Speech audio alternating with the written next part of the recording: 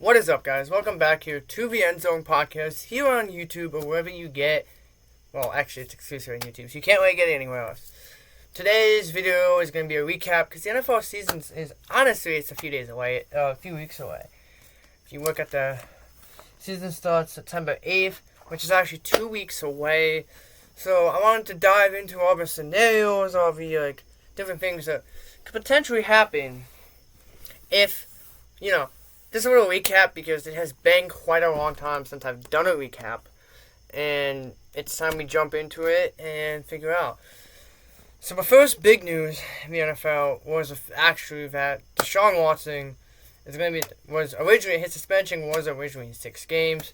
It is now going to be 11 games and a $15 million fine, which means the Browns are going to roll with quarterback Jacoby Brissett for the first 11 weeks of the season.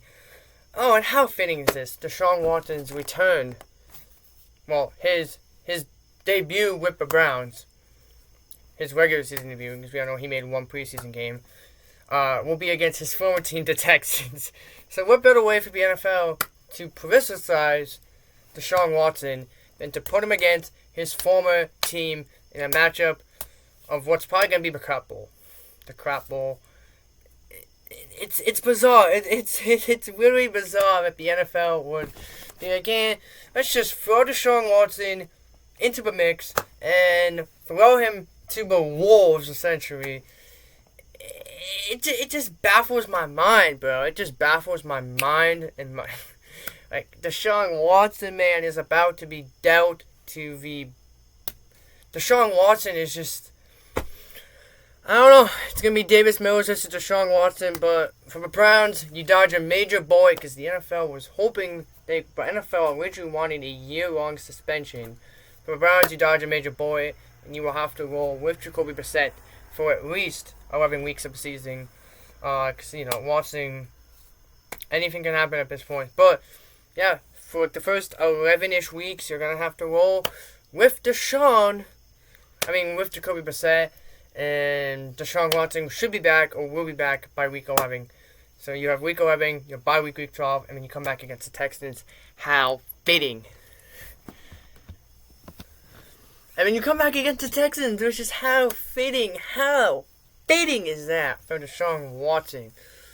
Tyron Smith of the Dallas Cowboys, it was announced on August the 25th. That Tyron Smith of the Cowboys tore his hamstring and will not be available until December, but it's very likely that he misses all this upcoming season, which is just really unfortunate and just really disappointing for the Cowboys, who at comments go to the Cincinnati Bengals.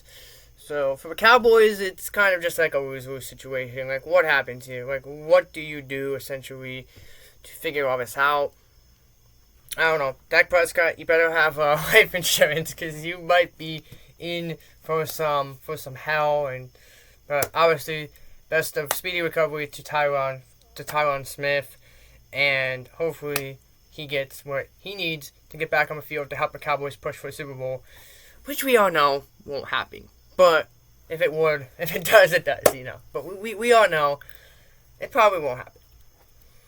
Let's dive into the Patrick Mahomes hate. So Sammy Watkins, the newest Green Bay Packer wide receiver, was asked a question about Patrick Mahomes, and he said that Rodgers is probably the better quarterback, similar to what his former teammate Tyreek Hill said, which is just bizarre because I think they're both extremely.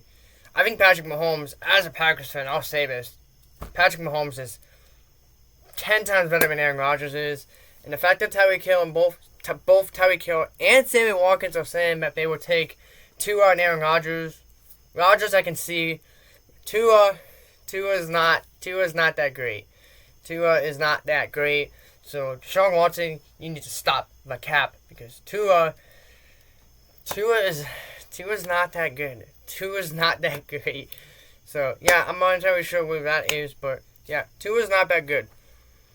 Rob Gronkowski announced his retirement from the NFL, and whether or not he announces he's going to come back, I personally believe he's done. But I know a lot of other people who are into football and believe he's going to come back once Tom Brady gives him that phone call.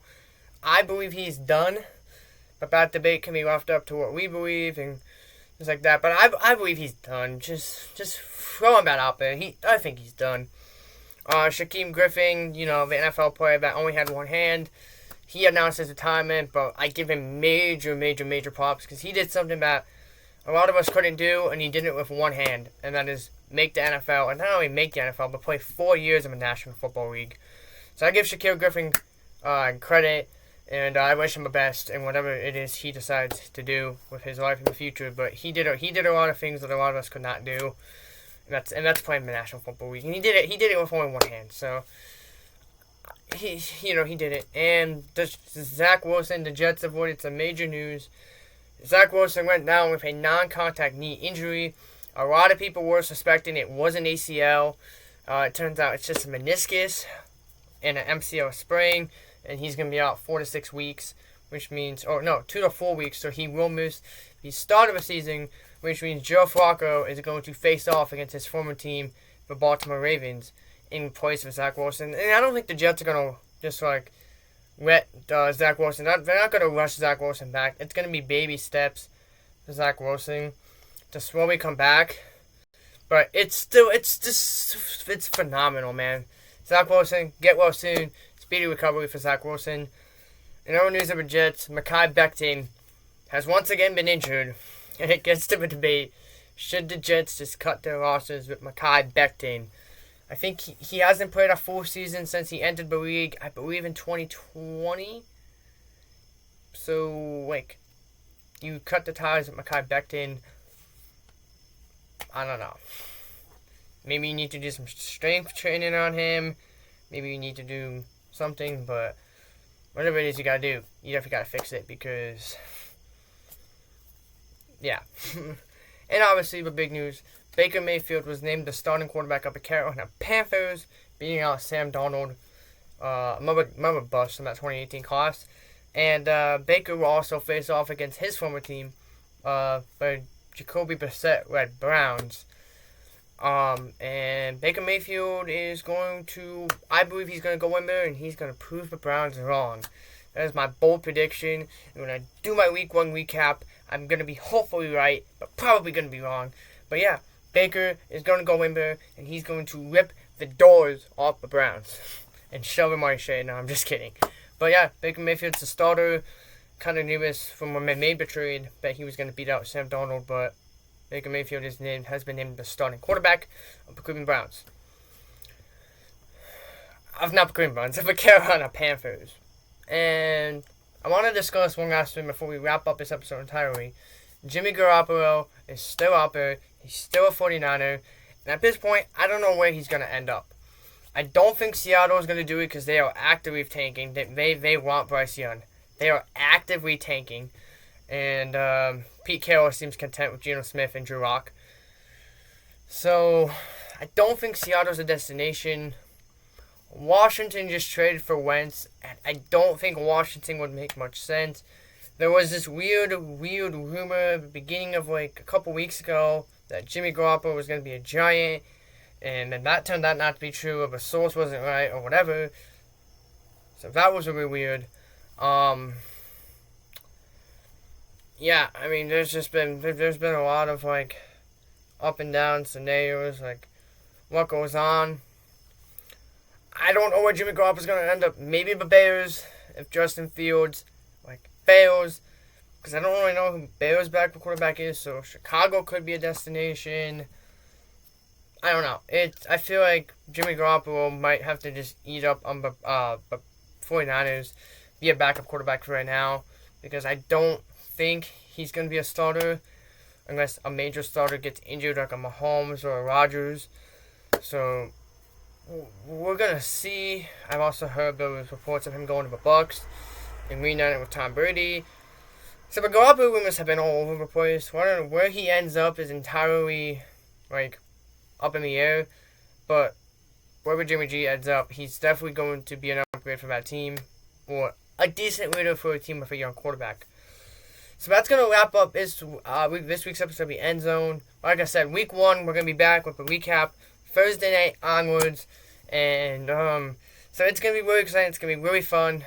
Football is coming back. It's actually like 13 days away, and the NBA is NHL is 50 days, and the NBA is like 55 days. So everything's fast approaching, and it's coming really quick for playoffs. For playoff baseball is coming really quick. So everything's fastly approaching. But this is a football podcast. College football actually starts Saturday, so everything's just like, it's gonna be crazy. But thank you guys so much if you guys enjoyed the video, leave a like, subscribe if you are new, and thank you for watching the End Zone. Peace.